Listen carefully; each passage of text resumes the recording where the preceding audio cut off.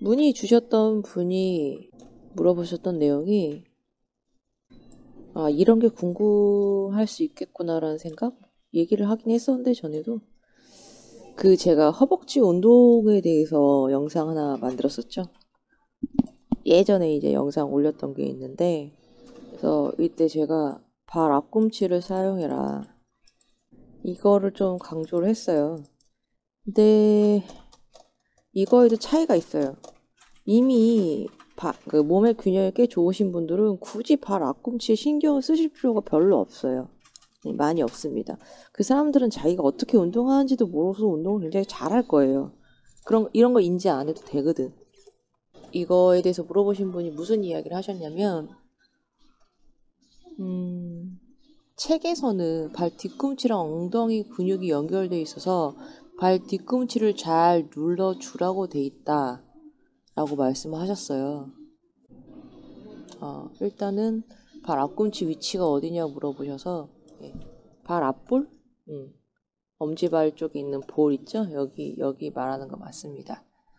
여기고요. 발 앞꿈치를 사용하라고 한 이유는 이건 서 있을 때도 마찬가지예요. 대충 이렇게 사람이 서 있게 되는데 이거를 되게 단순화해서 보면은 이런 기둥에 물풍선이 이렇게 달려있다고 생각 한번 해보시면은 이해가 좀 쉬워요. 자, 근데 사람은 발이라는 게 있죠. 이 물풍선이 그냥 이렇게 세워져 있으면은 어떻게 될까요? 여기 이렇게 물이 차 있어. 이렇게 돼 있으면은 그냥 이렇게 세워놨을 때 물풍선이 어떻게 될까요?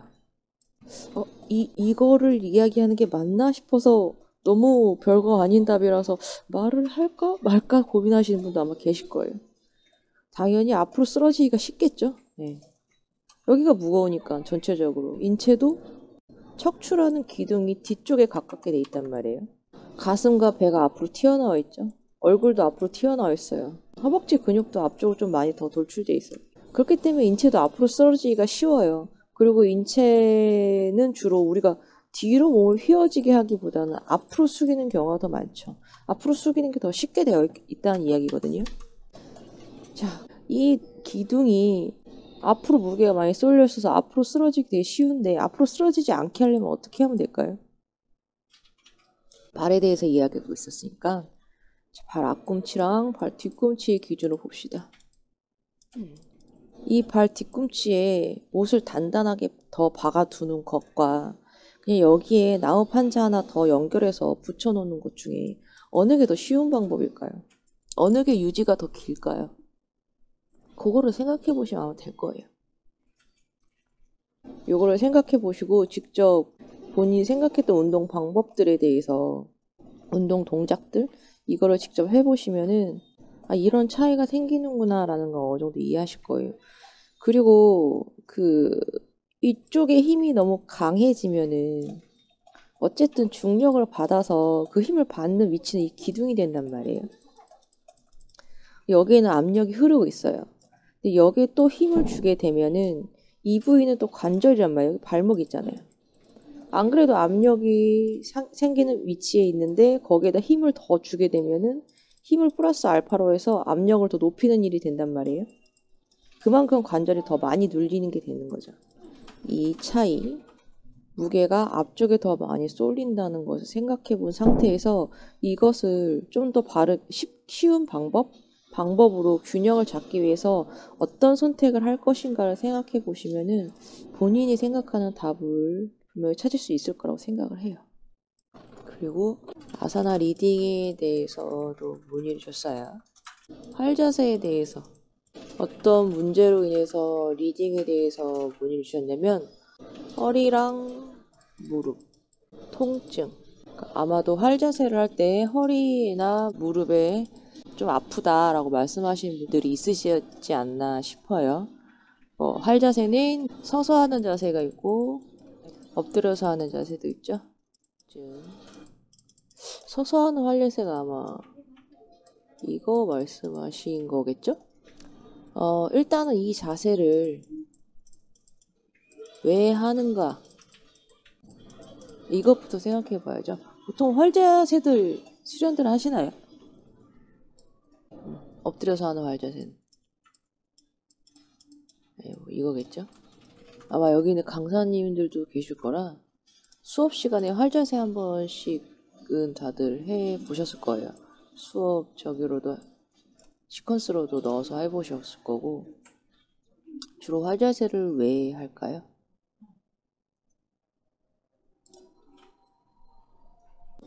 리딩이 어려워지는 이유는 이 자세를 왜 하는가에 대해서 이유가 특별히 없는 거예요.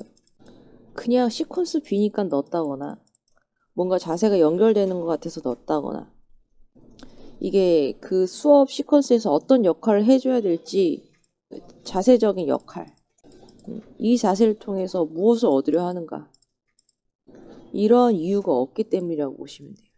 자세에 대한 명확한 목적이 없다 보니까 통증이 생기게 되는 거죠. 그 통증이 꼭 이 통증인 게 무조건 나쁜 건 아니에요. 자세를 통해서 무릎의 압력을 줄여줄 때 어쨌든 근육이 늘어나야 된단 말이에요. 신전을 통해서 이완을 시켜줘야 되는데 신전되는 과정에서 오히려 압력이 다른 방향으로 생기게 되는 거죠. 그래서 통증이 생길 수도 있어요.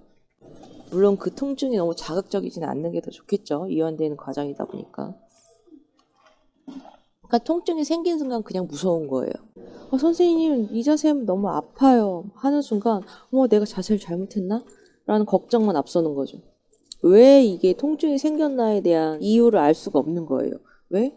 자세를 왜 하는지 자체에 대한 이유가 없으니까. 목적이 없으니까. 그러니까 리딩부터 만들려고 하지 마시고 이 자세를 왜 하는가에 대해서 먼저 고민을 해보셔야죠. 시퀀스에서 앞뒤 연결이 잘 되지 않더라도 이 자세, 독자적인 자세에서 무엇을 얻을 것인지, 왜 하는지 그거부터 아시면 돼요.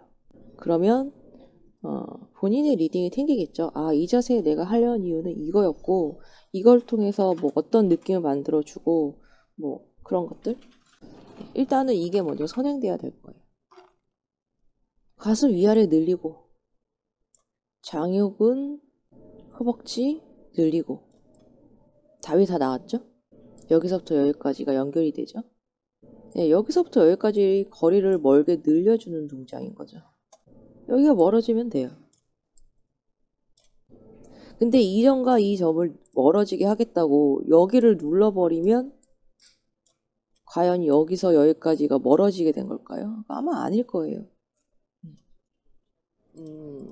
강사분들께 이제 특히나 젊은 강사분들께 이런 건 조금 고민을 해봐 주셨으면 좋겠다 싶은 부분은 자세를 너무 보여주려고 하지 마셔라.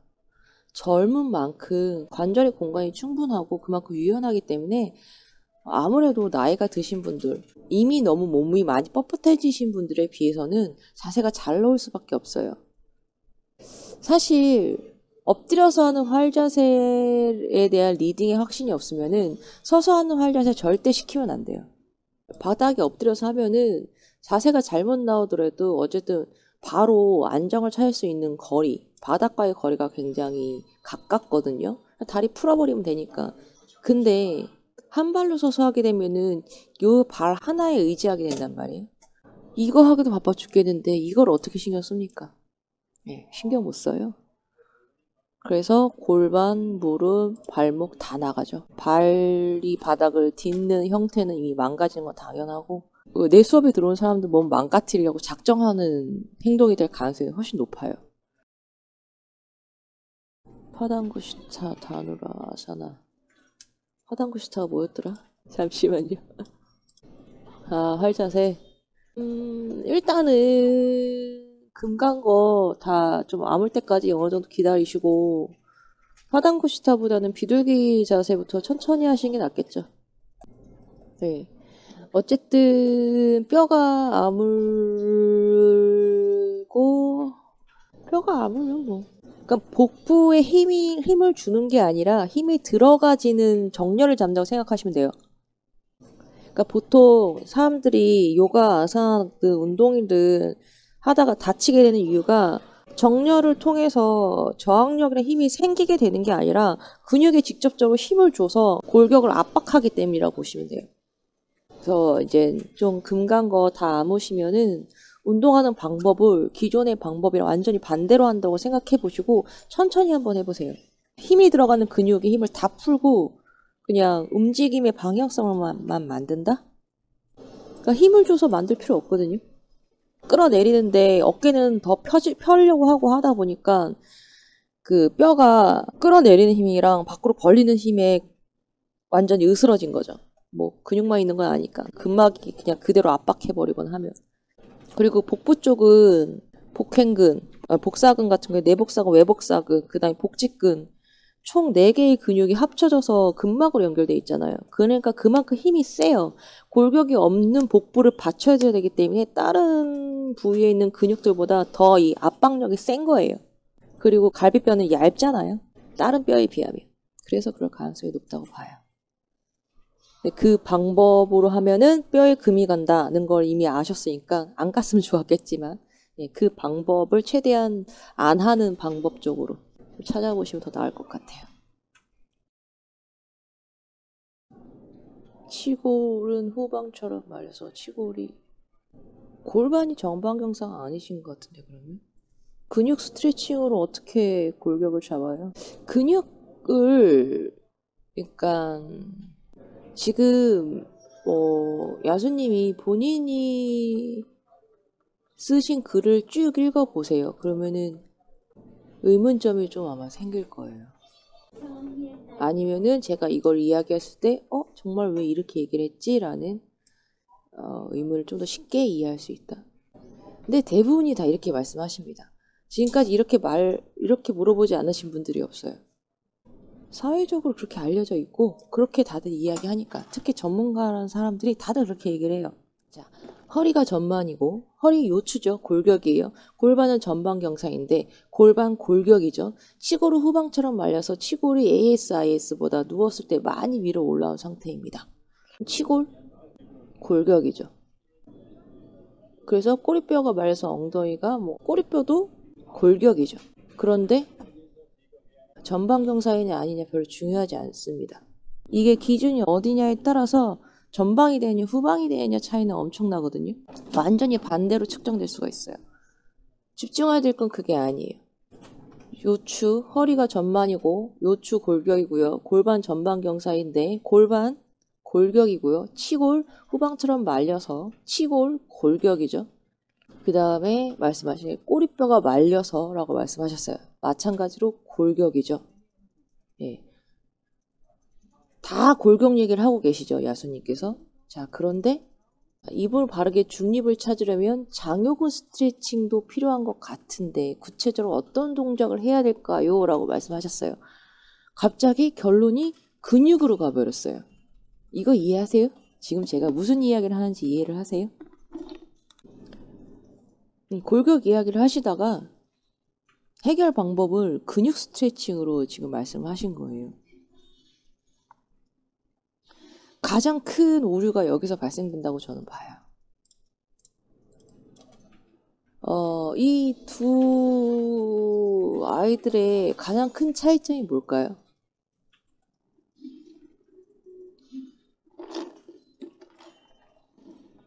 쇠막대기가 될 수도 있고 하여튼 단단한 성질의 막대기. 얘가 얘를 움직이는 게 더 쉬울까요? 얘가 얘를 움직이는 게 더 쉬울까요? 물풍선으로 막대기를 끌어당긴다고 생각해 보세요. 이건 그릴 필요도 없죠. 그냥 상상만으로도. 물풍선으로 막대기를 휘어지게 하려면 어떻게 해야 될까요? 쇠막대기든 그냥 나무 막대기든 일단은 먼저 물풍선이 늘어날 거예요. 그리고 막대기가 단단할수록 물풍선은 더 많이 늘어나겠죠. 절대 막대기는 휘어지지 않을 거예요. 하지만 막대기를 물풍선의 형태를 변형시키려면 너무나도 당연한 거예요. 제가 지금도 대체 저 사람들 왜 저렇게 이야기하지 하는 게 문제는 골격에 있다고 하면서 왜 결론이 근육으로 가지? 아직도 이게 궁금해요. 대체 저 사람들은 왜 저럴까?